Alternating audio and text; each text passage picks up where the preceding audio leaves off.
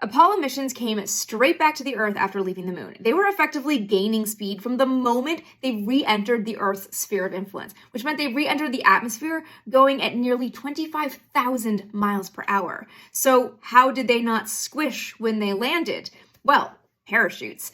The whole thing started at about 24,000 feet over the ocean, and it started with the jettison of the forward heat shield. This was at that 24,000 foot mark plus 0.4 seconds. Then the drogue parachutes deployed. This was a pair, just two of them, 16.5 feet in diameter. They were given time to inflate and slow the spacecraft down just a little bit. Then at 11,000 feet, they were jettisoned and the main parachutes were deployed, pulled out by pilot parachutes. These are the three parachutes we're familiar with. They were massive ring sail parachutes, 83.5 feet in diameter, and it took about 6 seconds for them to fully inflate. And there were three of them as a redundancy. It was possible for the mission to land safely with only two of the parachutes inflated. And that's because parachutes aren't fail-safe. We kind of imagine that we're just unfurling this fabric and it inflates, you don't have to worry about it. But there are a lot of things that can actually go wrong with parachutes. And it did on Apollo 15. One of the three main parachutes didn't inflate. With two parachutes inflated, the spacecraft would land going 36 feet per second. When three were inflated, it was 32 feet per second. It was an absolutely survivable splashdown for Apollo 15, but still,